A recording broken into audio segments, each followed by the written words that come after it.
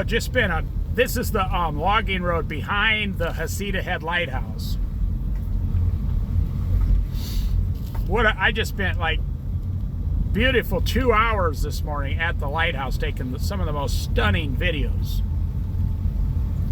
You know, when it's foggy and cloudy, but the sun's coming out and it makes all the rays over and the certain colors on the beach and the certain shadows.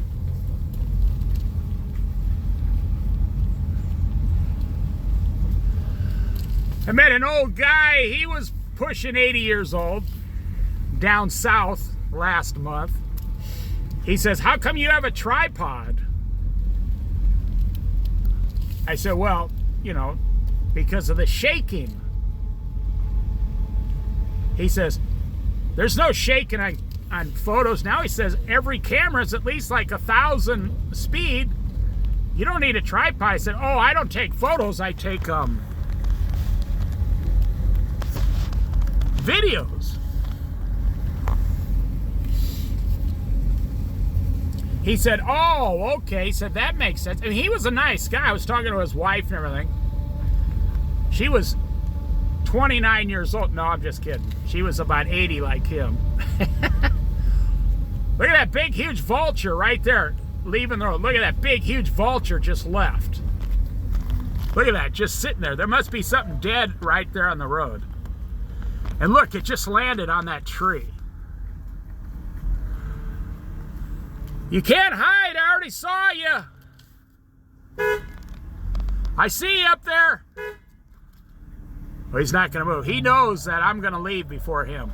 And then he's gonna fly right back to that dead squirrel back there on the road. Well, anyways, the guy said, "Oh, but you could download a certain program and then make all your videos, you know, to where there's no shaking on them." I said, "No, I make a lot of videos." He said, "What does that mean?" He says, "What does that mean?" I said, "Well, it's a time factor. I'm not going to run 100 videos through an anti-shaking program." Now, I talked more gentle to him, you know. I said, "I'm not going to run 100 videos through an anti-shaking program just to make the video 2% better or 1% better." Now, he was really into photography. He said, "Oh, okay." He said, "That makes sense." He said, "You make that many videos."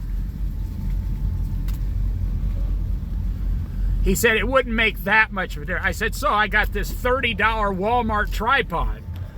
Well, they used to be $20, now they're 30. Now they're, I mean, I paid 30 a year and a half ago, so now they're 40. He goes, "Oh, okay." He says, "Yeah." He says, "It looks like you got it all covered, young man." I started laughing and I slapped him on the shoulder. And his wife was laughing. Well, when you talk to an 80-year-old guy, I mean, be nice.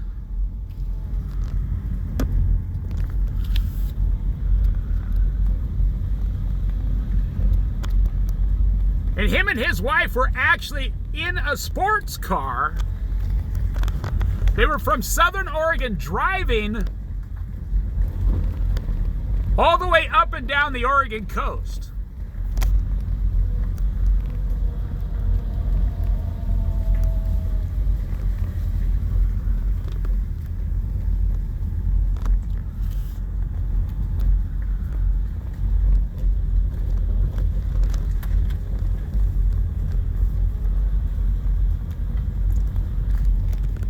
This guy at 80 years old, I'm not joking, maybe it's because he realized he was 80 years old. He might not wake up next week or something, I don't know. He had more energy than 3 20-year-olds. He wanted to see everything in life before he passed on to the next world.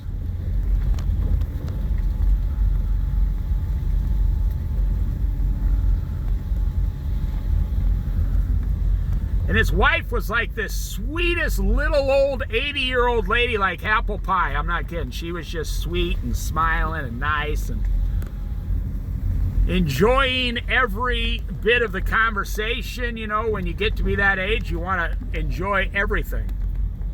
Or you become bitter and you're angry at the world.